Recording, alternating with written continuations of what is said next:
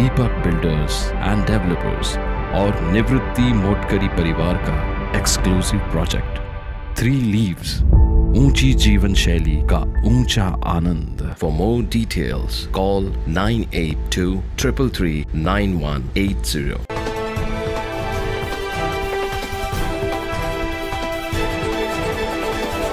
नाशिक शिक्षक मतदारसंघाची मतमोजणी आज सकाळी 8 वाजेपासून सुरुवात झाली। आधी छाननी करण्यात आली आणि छाननीनंतर दुपारी 3 वाजता प्रत्यक्ष मतमोजणीला सुरुवात झाली आहे।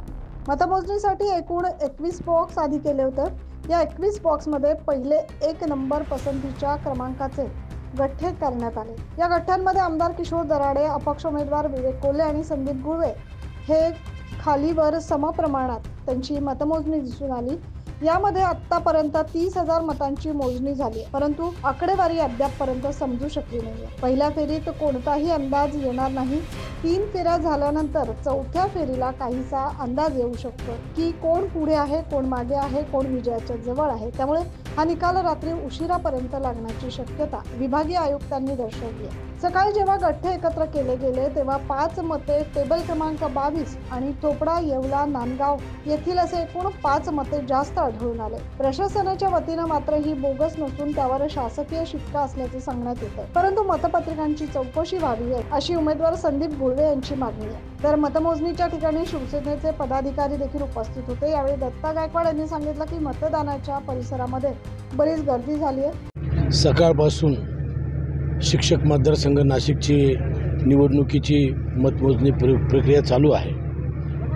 मध्यंतरी आपल्याला माहीत आहे की 22 नंबरच्या बूथवर चोपड्याच्या 3 मतं जास्त भरले गेले। त्यानंतर निफाड आणि येवल्यामध्ये देखील एक मत जास्त त्या ठिकाणी गेलं।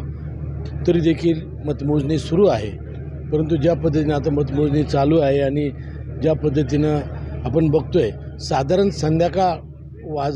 संध्याकाळपर्यंत रिझल्ट काही येणार नाही असं मला वाटतं। संध्याकाळी साधारण 11-12 तरी वाजतील। नाही, आता याच्यानंतर चालू आहे आणि ती ही मतमोजणी जरा किचकट पद्धतीची असते।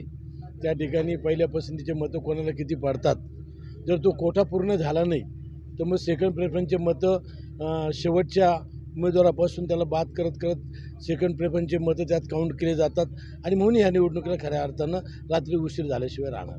प्रत्येकाला अपेक्षा आहे घोषणेची, परंतु ही बातमी रात्री उशिरापर्यंत मिळणार असल्याने बरेचसे कार्यकर्ते ये जा करताना दिसून येत आहेत आणि या ठिकाणी प्रचंड पोलीस बंदोबस्त असल्याने कोणालाही ओळखपत्राशिवाय मध्ये परवानगी देण्यात येत नाहीये।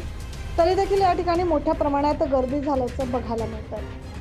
अशा पद्धतीने शिक्षक मतदार संघाची जी निवडणूक झाली त्याची मतमोजणी सुरू आहे आणि आतापर्यंत पहिली फेरी पूर्ण झाली।